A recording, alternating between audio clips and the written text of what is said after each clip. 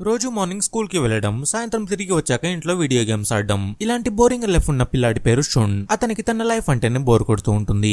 కానీ తన లైఫ్ లో ఒకే ఒక ఎంటర్టైన్మెంట్ గేమ్స్ ఆడడం. కానీ కొన్ని రోజుల తర్వాత అవి కూడా తనకి బోర్ కొడుతూ ఉంటాయి. అలా తన బోరింగ్ లైఫ్ ని ఫీల్ అవుతున్నాయి. ఒక రోజు షున్ తన ఫ్రెండ్ తో కలిసి స్కూల్ కు వెళ్తూ ఉంటాడు. కానీ షున్ కి తెలీదు ఆ రోజు స్కూల్లో తన లైఫ్ మారబోతుంది అని. కానీ షున్ మాత్రం ఈ రోజు కూడా తనకి ఇంకొక బోరింగ్ రోజు అని అనుకుంటూనే లోపలికి వెళ్తూ ఉంటాడు. అదే టైంలో స్కూల్ బయట ఒక పిల్లాడు ఇంకో పిల్లాన్ని కొడుతూ ఉంటాడు. అలా కొడుతూ ఉన్న పిల్లాడి పేరు అమ్మయ్య. అమ్మయ్య చాలా క్రూరంగా కనిపిస్తూ ఉంటాడు.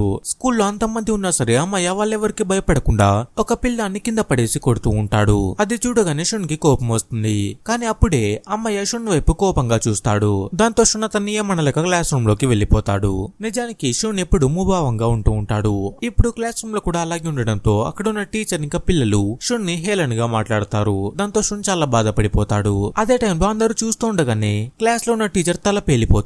అక్కడ ఉన్న టేబుల్ పైకి ఒక బొమ్మ వస్తుంది. దాని పేరు డరూమా. డరూమా అంటే జపాన్ లో అదృష్టం కోసం ఉపయోగించే బొమ్మ అన్నమాట. అలా క్లాస్ లోకి వచ్చిన డరూమా అక్కడ ఉన్న స్టూడెంట్స్ ఒక గేమ్ ఆడుతుంది. అదేంటంటే డరూమా ముందుకు తిరిగి ఫ్రీజ్ అన్నప్పుడు అక్కడ ఉన్న పిల్లలందరూ నిలబడిపోవాలి. వాళ్ళెవరైనా కదిలితే ఆ బొమ్మ వాళ్ళని చంపేస్తుంది. కానీ ఆ బొమ్మ వెనక్కి తిరిగినప్పుడు వాళ్ళు ఏమైనా చేసుకోవచ్చు. ఆ మాట వినగానే కొంతమంది పిల్లలు బయటకు పారిపోవడానికి ట్రై చేస్తారు. కానీ డరూమా వాళ్ళని వదలదు. వాళ్ళందరినీ చంపేస్తుంది. దాంతో మిగిలిన వాళ్ళందరూ చాలా భయపడిపోతూ ఉంటారు. అలా వాళ్ళందరూ భయపడుతూ ఉండగానే షున్ ఫ్రెండ్ వాళ్ళందరికీ ఒక ఐడియా ఇస్తాడు. అదేంటంటే డరూమా వెనక ఒక బటన్ ఉందని, మనం ఆ బటన్ ని ప్రెస్ చేస్తే ఈ గేమ్ ఆగిపోతుందని, మనం అందరం బ్రతికిపోతామని చెప్తాడు. ఆ ప్లాన్ అక్కడ ఉన్న వాళ్ళందరికీ నచ్చేస్తుంది. దాంతో ఒక్కొక్కరుగా వెళ్లి ఆ బటన్ ప్రెస్ చేయడానికి ట్రై చేస్తూ ఉంటారు. కానీ వాళ్ళు దగ్గరికి వెళ్ళగానే డరూమా వెనక్కి తిరిగి వాళ్ళని చంపేస్తూ ఉంటుంది. అలా తమ ఫ్రెండ్స్ చనిపోతూ ఉండడంతో అక్కడున్న స్టూడెంట్స్ అందరూ చాలా భయపడిపోతూ ఉంటారు. దాంతో అందరూ మాట్లాడుకొని మనం కదలకుండా ఇక్కడే ఉంటే ఆ బొమ్మ మనల్ని ఏం చేయదు అని అనుకుంటారు. అప్పుడే షున్ అందరికి షాకింగ్ విషయం చెప్తాడు. అదేంటంటే డరూమా వెనకాల ఒక టైమర్ ఉందని, ఆ టైమర్ లోపే మనం ఈ గేమ్ ని ఫినిష్ చేయాలని చెప్తాడు. అక్కడ ఎక్కువ టైం ఏముండదు, 1 నిమిషం మాత్రమే ఉంటుంది. దాంతో అందరిలో మళ్ళీ భయం మొదలవుతుంది. ఇక వాళ్ళకు ఎక్కువ టైం లేదు కాబట్టి ఒక్కొక్కరుగా ఆ బటన్ ని ప్రెస్ చేయడానికి ముందుకు వెళ్తూ ఉంటారు. అలా వాళ్ళందరూ చనిపోతారు. చివరికి షున్ ఇంకా అతని బెస్ట్ ఫ్రెండ్ మాత్రమే మిగులుతారు. మరోవైపు టైం అయిపోతూ ఉంటుంది. వాళ్ళకు కేవలం 30 సెకండ్లు మాత్రమే ఉంటుంది. దాంతో షున్ ఇంకా అతని ఫ్రెండ్ చాలా భయపడిపోతూ ఉంటారు. అలా వాళ్ళు ఇక తమ పని అయిపోయింది అని అనుకుంటున్న టైంలోనే షున్ ఫ్రెండ్ షున్ కి ఒక ఐడియా ఇస్తాడు. అదేంటంటే షున్ ఫ్రెండ్ షున్ తో నేను కిందకి ఒంగుంటాను, నువ్వు నా పై నుంచి దూకేసి బటన్ ప్రెస్ చేయమని చెప్తాడు. ఎందుకంటే అందరూ పరిగెత్తుకుంటూ వెళ్తుంటే ఆ బొమ్మ వాళ్ళ సౌండ్ ని విని వెనక్కి తిరుగుతోంది కాబట్టి. షున్ భయపడుతూనే దానికి ఓకే చెప్తాడు. అలా వాళ్ళు అనుకున్న ప్లాన్ ప్రకారమే షున్ తన ఫ్రెండ్ పై నుంచి దూకి ఆ బటన్ ని ప్రెస్ చేసేస్తాడు. దాంతో షున్ ఇంకా అతని ఫ్రెండ్ ఇక గేమ్ అయిపోయిందని, మనం బ్రతికే ఉన్నామని చెప్పి చాలా హ్యాపీగా ఫీల్ అవుతూ ఉంటారు. అప్పుడే డరూమా వాళ్ళకి ఒక షాక్ ఇస్తుంది. అదేంటంటే చాలా హ్యాపీగా ఉన్న షున్ ఫ్రెండ్ ని చంపేస్తుంది. అతని తల పగిలిపోతుంది. దాంతో షున్ షాక్ కి చూస్తూ ఉంటాడు. అప్పుడు డరూమా షున్ తో నాకున్న బటన్ ని ప్రెస్ చేసిన వాళ్ళు మాత్రమే బ్రతుకుతారని, వాళ్ళకు హెల్ప్ చేసిన వాళ్ళు కాదని చెప్తుంది. అలాగే షున్ ఒక ఎలుక అని కూడా చెప్తుంది. నిన్ను పట్టుకోవడం కోసం పిల్లి వస్తుందని చెప్తుంది. అలా షున్ డరూమా మాటలు అర్థం అవ్వక భయపడుతూ ఉండగానే ఆ క్లాస్ రూమ్ లోకి ఇచికా వస్తుంది. ఇచికా అంటే ఎవరో కాదు, షున్ ఇష్టపడే అమ్మాయి అయి ఉంటుంది. దాంతో షున్ తనని చూడగానే చాలా హ్యాపీగా ఫీల్ అవుతాడు. అప్పుడు ఇచికా చాలా కంగారు పడుతూ ఉంటుంది. దాంతో షున్ ఏమైందని అడుగుతాడు. అప్పుడు ఇచికా తన క్లాస్ రూమ్ లో కూడా ఇలాగే జరిగిందని, అందరూ చనిపోయారని, తాను ఒకటే మిగిలాడని చెప్తుంది. దాంతో షున్ కూడా చాలా బాధపడిపోతాడు. తన ఫ్రెండ్ కూడా చనిపోయాడని చెప్తాడు. తర్వాత ఏం చేయాలని ఇద్దరు ఆలోచించి మనం పోలీసుల దగ్గరికి వెళ్దామని చెప్పి బయటకు వెళ్ళడానికి ట్రై చేస్తూ ఉంటారు. కానీ డోర్స్ అన్ని లాక్ అయిపోయి ఉంటాయి. అలాగే షున్ వాళ్ళ ఫోన్స్ కూడా పనిచేయవు. దాంతో ఏం చేయాలని కంగారు పడుతూ ఉంటారు. అలా వాళ్ళు అన్ని డోర్స్ వెతుకుతూ వెళ్ళగా ఒక డోర్ ఓపెన్ లో ఉంటుంది. దాంతో షున్ ఇంకా ఇచ్చికా ఆ డోర్ ఓపెన్ చేసుకుని లోపలికి వెళ్తారు. అది ఒక బాస్కెట్ బాల్ కోర్ట్ అనమాట. కానీ అక్కడ చాలా మంది స్టూడెంట్స్ ఉంటారు. వాళ్ళందరూ ఎవరో కాదు, ప్రతి క్లాస్ రూమ్ లో డరూమా నుంచి ప్రాణాలతో తప్పించుకున్న ఒకరై ఉంటారు. అలా ఒక్కో రూమ్ నుంచి ఒకరు అందరు అక్కడే వచ్చి ఉంటారు. అలా షున్ వాళ్ళు లోపలికి రాగానే ఆ డోర్ లాక్ అయిపోతుంది. దాంతో వాళ్ళకు ఏం చేయాలో అర్థం అవ్వదు. అప్పుడే షున్ ఒకటి గమనిస్తాడు. అదేంటంటే అక్కడ ఉన్న స్టూడెంట్స్ ఎలుక గెటప్ లో ఉంటారు. అప్పుడే షున్ కి డరూమా చెప్పిన మాటలు గుర్తొస్తాయి. మీకోసం ఒక పిల్లి వస్తుందని చెప్పి ఉంటుంది. అలా వాళ్ళు మాట్లాడుకుంటూ ఉండగానే అక్కడ ఒక సౌండ్ వినిపిస్తుంది. దాంతో అందరూ ఏమైందా అని చూస్తారు. అప్పుడే భూమి నుంచి ఒక పెద్ద పిల్లి లాంటి బొమ్మ బయటికి వస్తుంది. అది చూడడానికి బొమ్మలాగే ఉన్నా సరే చాలా భయంకరంగా ఉంటుంది. అలా వచ్చిన ఆ పిల్లి బొమ్మ అక్కడ ఉన్న స్టూడెంట్స్ ని పట్టుకుని తినడం మొదలు పెడుతుంది. దాంతో అందరూ భయపడుతూ పరిగెత్తుతూ ఉంటారు. కానీ ఆ బొమ్మ వాళ్ళ వెంట వచ్చి వాళ్ళని చంపి తినేస్తూ ఉంటుంది. అప్పుడే షున్ ఒక విషయం గమనిస్తాడు. అదేంటంటే ఆ పిల్లి దగ్గరలో ఒక మెటల్ బాల్ పడి ఉంటుంది. దాని మీద టైం వస్తూ ఉంటుంది. అంటే ఒక కౌంట్ డౌన్ లాగా అన్నమాట. అలాగే షున్ పిల్లి మెడలో ఒక బాస్కెట్ ఉండడాన్ని గమనిస్తాడు. అప్పుడే షున్ కి అర్థమవుతుంది ఆ బాల్ ని తీసుకుని వెళ్లి ఆ బాస్కెట్ లో వేస్తే గేమ్ ఎండ్ అవుతుంది అని. అదే విషయం షున్ అందరితో చెప్తాడు. అప్పుడు అక్కడ ఉన్న స్టూడెంట్స్ లో ఉన్న ఒక బాస్కెట్ బాల్ ప్లేయర్ నేను ఆ బాల్ ని వేసేస్తానని చెప్పి ఆ బాల్ ని తీసుకుంటాడు. నిజానికి ఆ బాస్కెట్ బాల్ ప్లేయర్ బాల్ ని తీసుకుని వెళ్లి ఆ బాస్కెట్ టాయిలెట్ దగ్గరికి కరెక్ట్ గానే వేస్తాడు. కానీ ఆ పిల్లి ఇక్కడ మోసం చేస్తుంది. ఇంకా తన ఆకలి తీరలేదు కాబట్టి ఆ బాల్ బాస్కెట్ లోకి పడకుండా పట్టేసుకుంటుంది. దాంతో అందరికి ఏం చేయాలో అర్థం అవ్వదు. ఆ పిల్లి వచ్చి మళ్ళీ తినడం మొదలు పెడుతుంది. అప్పుడే షున్ కి ఇంకో విషయం కూడా అర్థమవుతుంది. అదేంటంటే ఆ పిల్లి ఎలుకు గెటప్ వేసుకున్న వాళ్ళని మాత్రమే తింటోంది అని.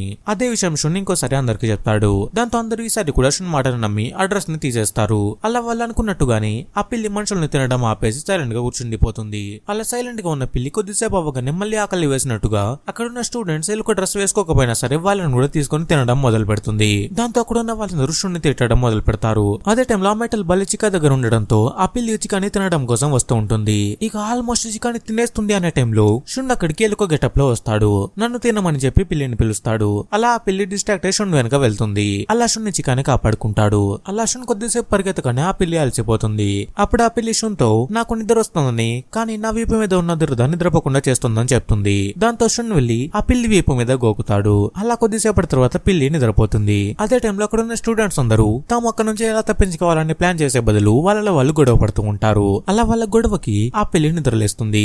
వెంటనే మళ్ళీ అందరి మీద అటాక్ చేయడం మొదలు పెడుతుంది. కానీ ఈసారి వాళ్ళకున్న ప్రాబ్లం ఏంటంటే వాళ్ళకున్న టైం చాలా తక్కువ ఉంటుంది. ఆ మెటల్ బాల్ మీద కొన్ని సెకండ్స్ మాత్రమే మిగిలి ఉంటుంది. అప్పుడే షున్ ఒక ప్లాన్ చేస్తాడు. అదేంటంటే ఈ చికాని లోపలికి తీసుకుని వెళ్లి ఒక మామూలు బాస్కెట్ బాల్ ఇంకా మెటల్ బాల్ వాళ్ళు వేసుకున్న ఎలుక డ్రెస్సెస్ లో చుట్టేస్తాడు. ఆ పిల్లికి ఏది ఒరిజినల్ ఏది డూప్లికేట్ అర్థం అవ్వకుండా ఉండడం కోసం వాళ్ళు ప్లాన్ చేసిన ప్రకారమే ఆ పిల్లి కన్ఫ్యూజన్ లో పడిపోతుంది. అలా షున్ అనుకున్నట్టే ఆ బాల్ ని పిల్లి దగ్గర ఉన్న బాస్కెట్ లోకి వేసేస్తాడు. అది ఆల్మోస్ట్ ఇంకా పడిపోతుంది అని చెప్పి అందరూ హ్యాపీగా ఫీల్ అయ్యేలోపే అది ఆ బాస్కెట్ పక్కకి తగిలి పైకి వెళ్లిపోతూ ఉంటుంది. వాళ్ళకి ఇంకా కొన్ని సెకండ్లు మాత్రమే మిగిలి ఉంటుంది. ఇక తమ పని అయిపోయిందని అందరూ అనుకుంటూ ఉండగానే అక్కడికి ఆ మాయ వస్తాడు. ఆ మాయ రాగానే ఆ బాస్కెట్ ని పట్టుకుని బాల్ ని తీసుకుని అందులోకి వేసేస్తాడు. అలా ఆ మాయ గేమ్ ని ఎండ్ చేస్తాడు. కానీ అతను అంతటితో ఆగడు. అక్కడ గొడవ పడిన వాళ్ళందరినీ చంపేస్తూ ఉంటాడు. ఎందుకంటే అదే టైంలో అక్కడ ఉన్న పిల్లి బాల్ బాస్కెట్ లో పడింది కదా అని మీరందరూ బ్రతికినట్టు కాదని నేను చెప్పిన ముగ్గురు మాత్రమే బ్రతుకుతారని చెప్తుంది. అందులో ఆ మాయ ఇచికా ఇంకా షున్ ఉంటారు. మిగిలిన ముగ్గురు చనిపోవాలని చెప్తుంది. నిజానికి ఆ పిల్లి వాళ్ళని చంపాలి. కానీ అమ్మాయి ఆ ఛాన్స్ ఆ పిల్లికి ఇవ్వడు. ఈ ముగ్గురు అసమర్థులని చంపడం దైవ నిర్ణయం అని చెప్పి వాడేదో పెద్ద దైవదూతలాగా కత్తి తీసుకుని వెళ్లి వాళ్ళ ముగ్గురిని చంపేస్తాడు. ఇదంతా చూస్తున్న షున్ ఇంకా ఇచికా చాలా షాక్ అవుతూ ఉంటారు. ఎందుకంటే వీడు భవిష్యత్తులో తమనేం చేస్తాడు అని భయంతో. అలా ఈ గేమ్ ఎండ్ అవుతుంది. తర్వాత గేమ్ ఆడటం కోసం మిగిలి ఉన్న స్టూడెంట్స్ అందరినీ కొన్ని క్యూబ్స్ లోకి తీసుకుని ఉంటారు. ఆ క్యూబ్స్ నేల మీద కాకుండా ఆకాశంలో తేలుతూ ఉంటాయి. అవి ప్రపంచంలో ఉన్న వాళ్ళందరికీ కనిపిస్తూ ఉంటాయి. కొన్ని న్యూస్ ఛానల్స్ లో మాత్రం చాలా విచిత్రంగా చెప్తూ ఉంటారు. అలా క్యూబ్స్ లో స్టూడెంట్స్ పెట్టింది ఎవరో కాదు ఏలియన్స్ అని ఒక చెత్త రిపోర్టర్ చెప్తూ ఉంటాడు. అతను చూడడానికి కూడా చాలా విచిత్రంగా ఉంటాడు. అలాగే అతను ఇంకో మాట కూడా చెప్తాడు. అదేంటంటే అలా ఏలియన్స్ నుంచి తప్పించుకుని వచ్చిన స్టూడెంట్స్ అందరూ దేవుడి పిల్లలని చెప్తాడు. అదే టైంలో మనం చాలా పేదవాడైన ఒక ముసలాడిని చూడొచ్చు. అతని గురించి మనం తర్వాత తెలుసుకుందాం. అప్పుడే క్యూబ్ లో ఉన్న షున్ నిద్రలేస్తాడు. అతను చాలా భయపడుతూ ఉంటాడు. అప్పుడే అక్కడ ఒక అమ్మాయి ఉంటుంది. ఆ అమ్మాయి షున్ కి ముందే ఫ్రెండ్ అయి ఉంటుంది. దాంతో ఇద్దరు మళ్ళీ కలిసినందుకు చాలా హ్యాపీగా ఫీల్ అవుతారు. కానీ తామెక్కడున్నామా అని చెప్పి కన్ఫ్యూజ్ అవుతూ ఉంటారు. అలా వాళ్ళు తామెక్కడున్నామో అని కంగారు పడుతూ ఉండగానే అక్కడ టీవీ న్యూస్ కనిపిస్తాయి. అందులో ఆ న్యూస్ రిపోర్టర్ ఇక్కడ నుంచి సర్వైవ్ అయిన వాళ్ళందరూ దేవుడి పిల్లలని చెప్తూ ఉంటాడు. దాంతో అక్కడున్న కొంతమంది తాము దేవుడి పిల్లలని చెప్పి చాలా ప్రౌడ్ గా ఫీల్ అవుతూ ఉంటారు. అలా ఆ న్యూస్ చెప్పడం కంప్లీట్ అవ్వగానే అక్కడ ఇంకో లైన్ కూడా వస్తుంది. అదేంటంటే మీరు దేవుడి పిల్లలు అవ్వాలంటే మీరు కీస్ సంపాదించి బయటకు వెళ్లాలని ఉంటుంది. అప్పుడే వాళ్ళు ఉన్న రూమ్ డోర్ ఓపెన్ అవుతుంది. కానీ అది జస్ట్ డోర్ ఓపెన్ అవ్వడమే కాదు, షున్ వాళ్ళు గేమ్ ఆడడానికి వచ్చిన పిలుపు. అక్కడ కొన్ని బొమ్మలు ఉంటాయి. ఆ బొమ్మలకి ఒక పేరు ఉంటుంది. అప్పుడు ఆ బొమ్మలు ఒక పేరుని పిలుస్తాయి. వాళ్ళు వెళ్ళి ఆ బొమ్మల మధ్యలో కూర్చోవాలి. వాళ్ళకి ఆ బొమ్మలు కళ్ళకు గంతలు కట్టేస్తాయి. అప్పుడే అక్కడ ఒక పాట ప్లే అవుతుంది. అప్పుడు ఆ బొమ్మలు వాళ్ళ చుట్టూ తిరుగుతూ ఉంటాయి. ఆ పాట స్టాప్ అయినప్పుడు వారి వెనక ఏ బొమ్మ ఉందో ఆ పేరు చెప్పాలి. వాళ్ళు తప్పు చెప్తే ఆ బొమ్మలు వాళ్ళని చంపేస్తాయి. దాంతో స్టూడెంట్స్ చాలా భయపడుతూ ఉంటారు. కానీ గేమ్ ఆడాల్సిందే కాబట్టి వెళ్లి ఆడతారు. అలా ఆడుతూ ఉన్న వాళ్ళందరూ చనిపోతూ ఉంటారు. కానీ ఇక్కడ ట్విస్ట్ ఏంటంటే ఎవరైనా ఒకరు కరెక్ట్ ఆన్సర్ చెప్తే మిగిలిన వాళ్ళందరూ బ్రతికిపోతారన్నమాట.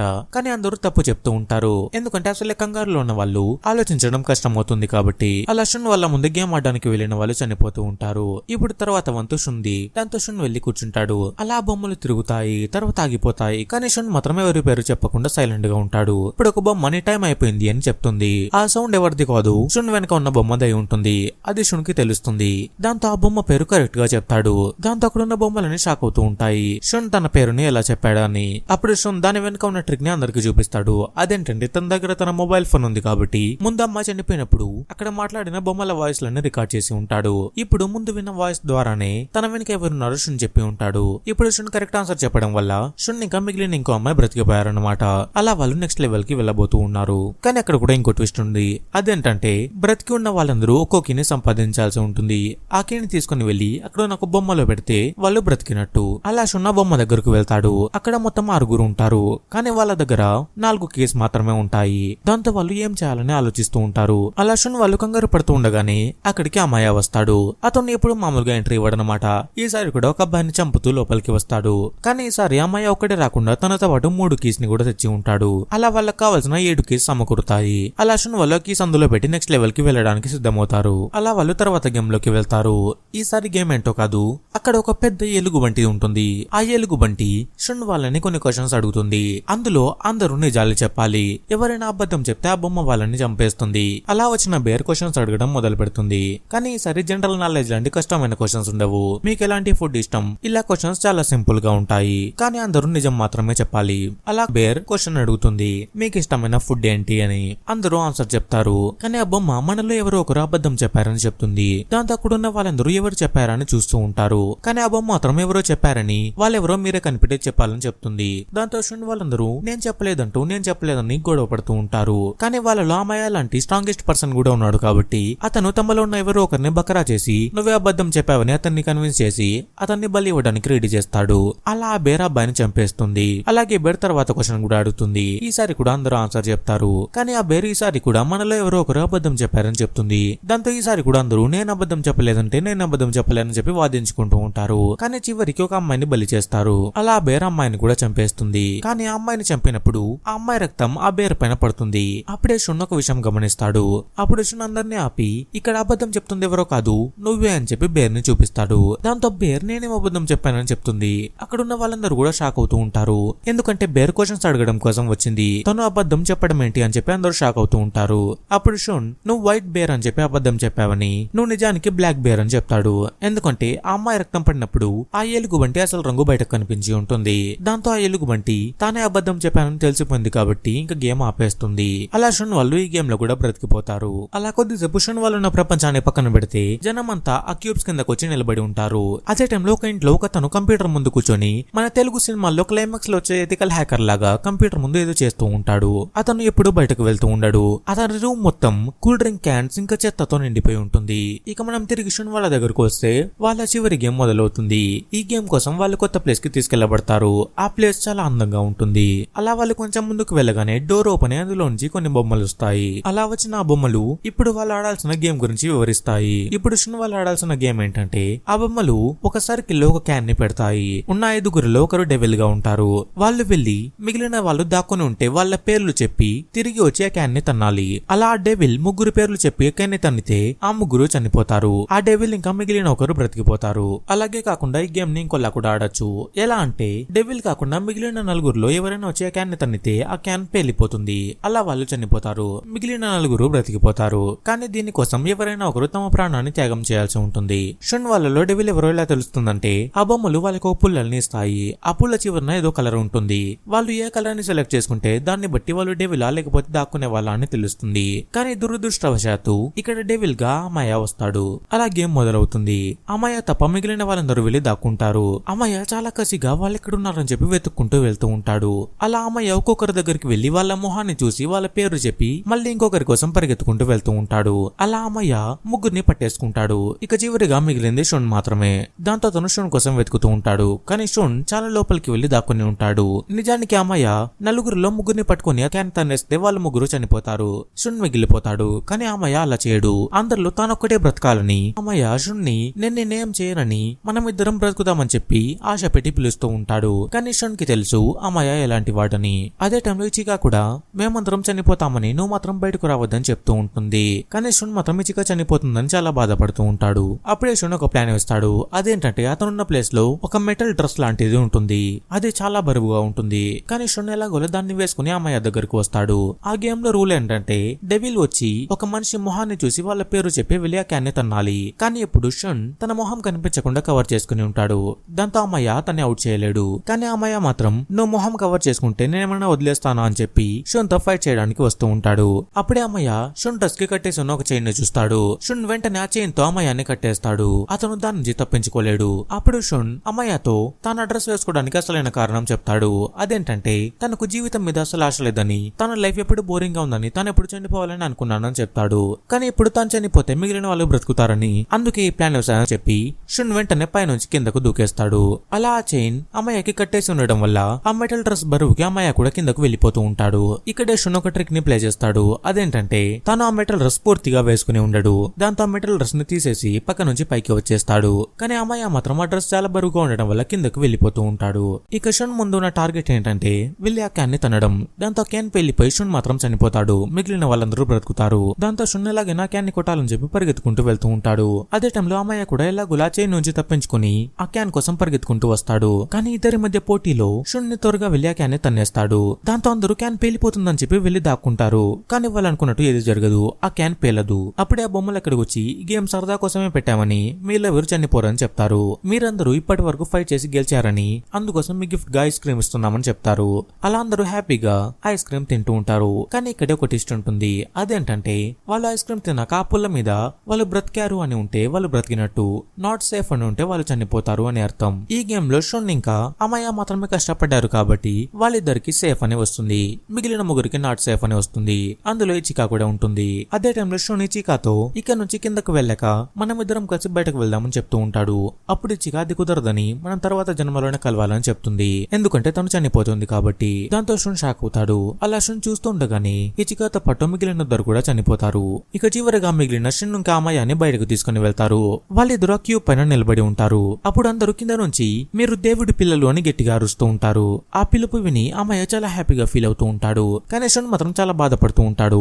ఎందుకంటే ఈ గేమ్ లో ఉన్న వాళ్ళు చాలా మంది చనిపోయారు కాబట్టి. అప్పుడే షున్ దేవుడు అనేవాడే లేడని చెప్తాడు. అప్పుడే ఇందాక గేమ్ ఆడించిన ఒక బొమ్మ అక్కడికి వచ్చి నువ్వు చెప్తుంది అబద్ధం అని చెప్తుంది. అప్పుడే అక్కడికి ఒక ముసలాయన వచ్చి నిలబడతాడు. అతనెవరో కాదు, మనం సినిమా మొదట్లో చూసిన ఒక పేదవాడైన ముసలాయన అయి ఉంటాడు. అంటే ఇక్కడ అతనెవరో కాదు, అతనే దేవుడు అని. ఇక్కడ మీకు ఎందుకు, ఏమిటి, ఎలా అనే క్వశ్చన్స్ ఉండవచ్చు. కానీ వాటికి ఆన్సర్స్ లేవు. Thanks for watching.